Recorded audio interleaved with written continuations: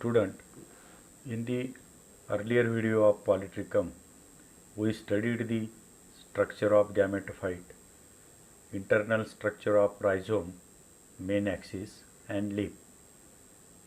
In this video, we are going to studying a reproduction in Polytrichum. Polytrichum is a dioecious plant. The male and female reproductive structures are produced on the separate plant or gametophyte. The male reproductive structure produces on the male gametophyte and female reproductive structure produces on the female gametophyte.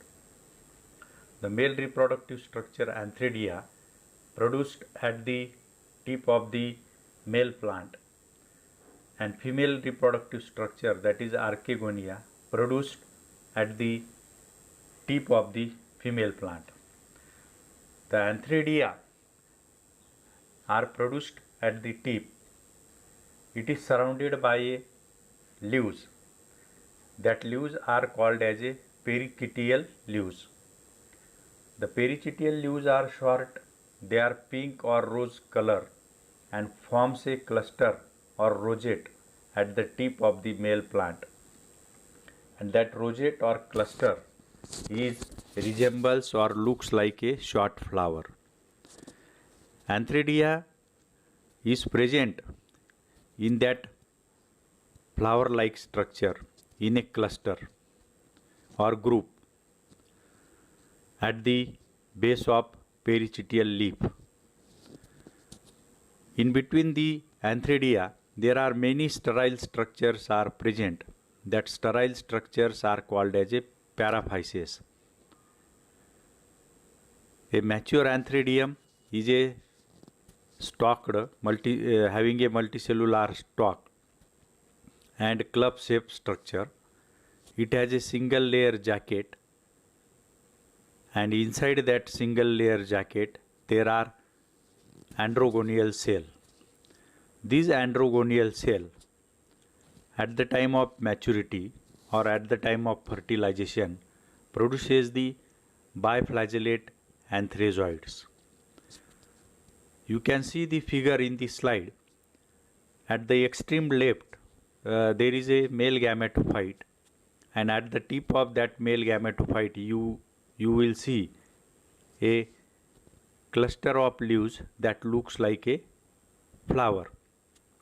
In the second figure, the LS of same cluster is taken, and in that cluster you can see in between the pericytial leaves at their base the antheridia are produced. Many antheridia are produced, and in between the antheridia there are sterile structures are seen, and that sterile structure is called as a paraphysis. When each antheridia is mature, that produces a number of antherozoids.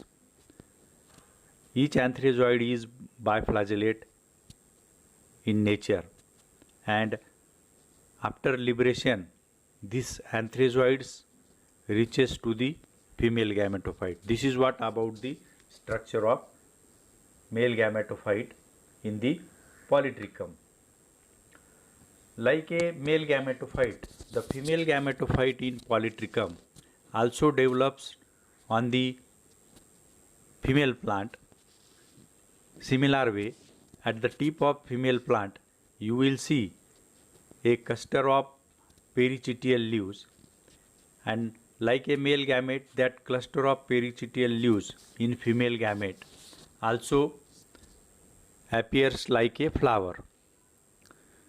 In that cluster there are 3 archegonia are present, and among the archegonia there are hair-like structure is scattered, that is sterile, and that hair-like structure is called as paraphysis.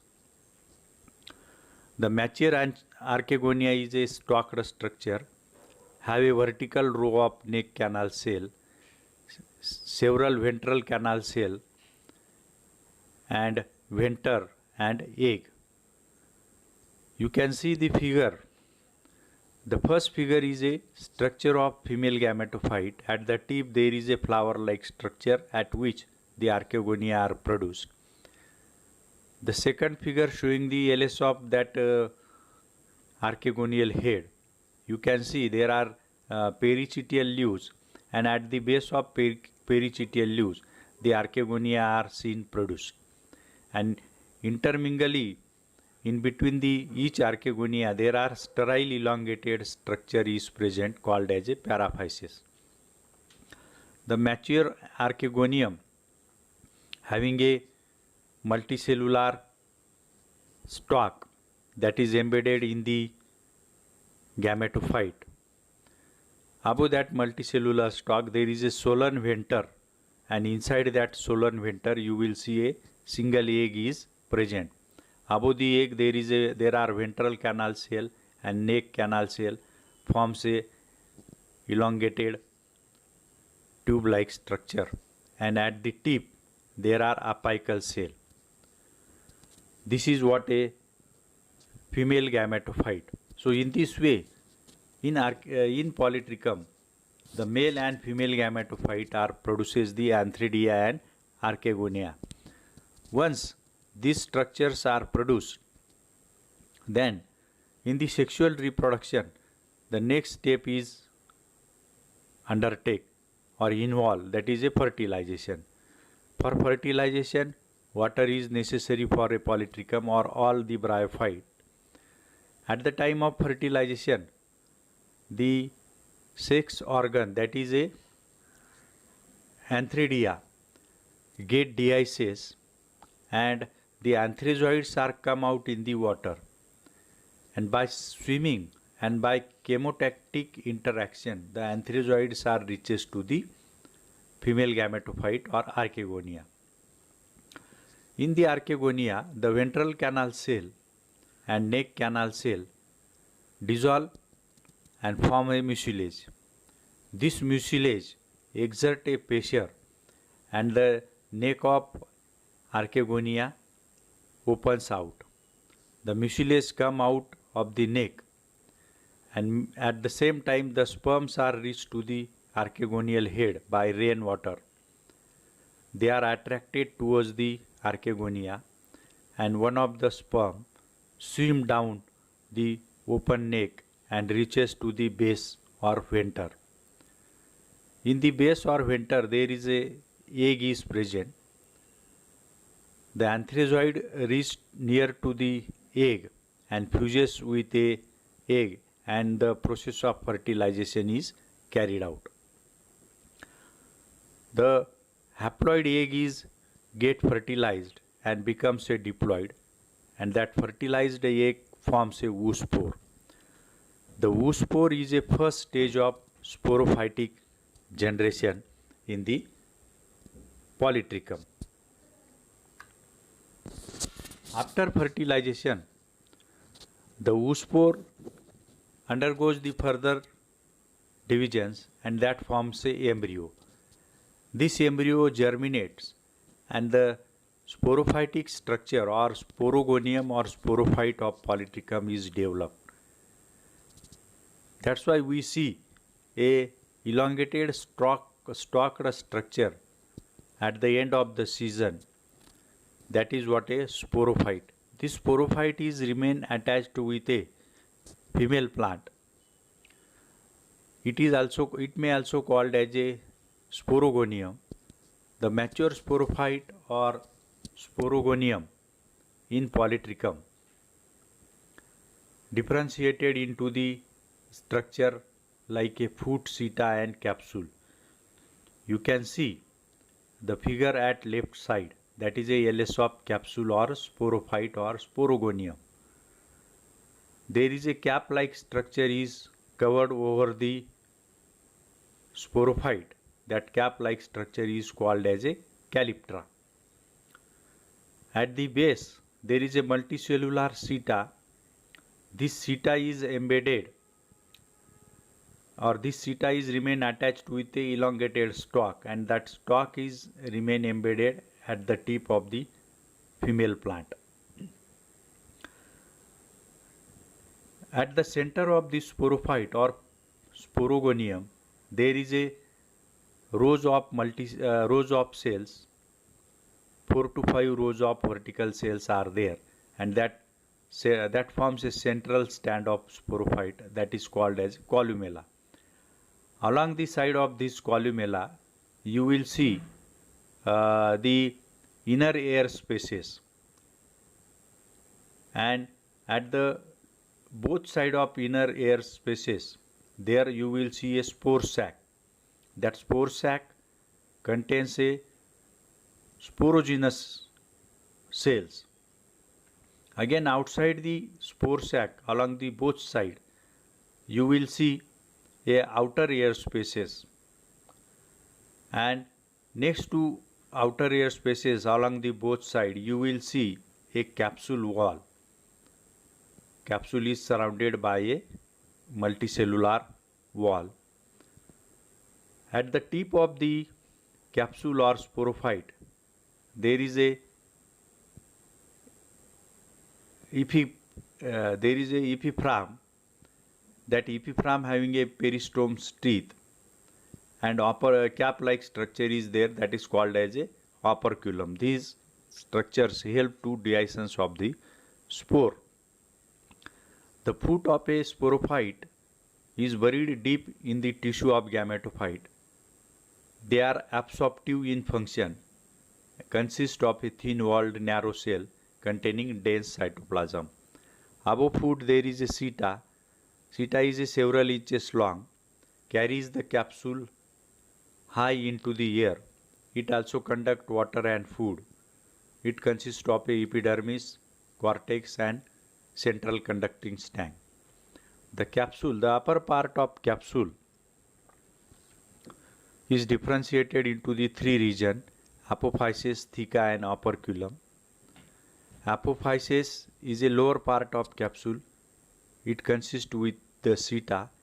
It is in the form of swollen ring-like protuberance.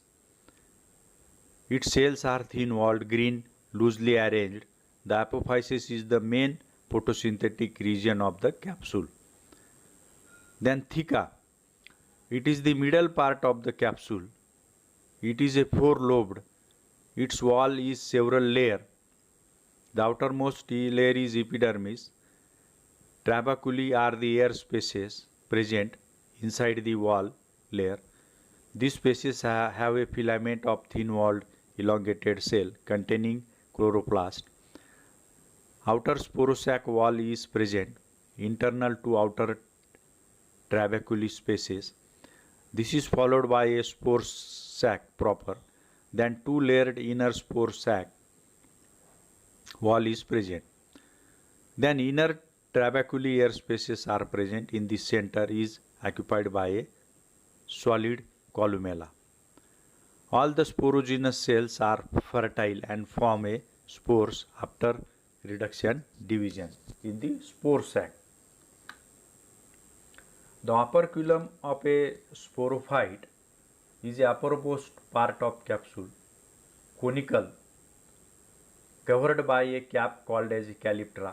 The calyptra forms a hairy structure, and that's why polytrichum is also called as a hair moss. Below, at the upper side, there is a rim or diaphragm is present at the base of this construction. The columella of the theca is continuous into the operculum. It expands in a fan-shaped epiphragm. Peristome is present in the form of thick rim. It bears number of rigid teeth. The epiphragm fills the space inside the ring of the peristome teeth, and it is attached to their tips. Peristome teeth arise from the rim or diaphragm. This is what is structure of sporophyte or sporogonium of polytrichum. In the spore sac of a sporophyte, the spore mother cells are present. That spore mother cells undergoes the divisions and forms a haploid spore. These haploid spores get dehisced or dispersed from the sporophyte. So that is a dispersal of spore. At the time of dispersal, the epiphragm of a sporophyte dry. It separates from the operculum. the calyptra falls down. Epiform also dries up between the peristome pore. The central tissue of theca region except the spore degenerate. Thus the spores lie free in the center of the capsule. At maturity, spores come out through the pore developed at the tip of a sporophyte. They are dispersed by wind. Once these haploid spores are get dispersed in the nature, the spores are yellow. Each spore is uninucleate and has a two-wall layer. The outer is exosporium or exine, inner is endosporium or entine. These liberated spores germinate under favorable condition by rupturing the exine, and the entine comes out. It forms a protonema. Protonema develops many buds. These buds are producing new moss plant, and in this way the new plant is get produced in the polytrichum. Now we will see the diagrammatic representation of the life cycle of polytrichum. You can see the life cycle of polytrichum start from the male and female gametophyte. That is a male and female plant. You can see in the figure there is a male gametophyte and female gametophyte. These male and female gametophyte respectively at antheridial head, the antheridia are produced, and at archegonial head, archegonia are produced.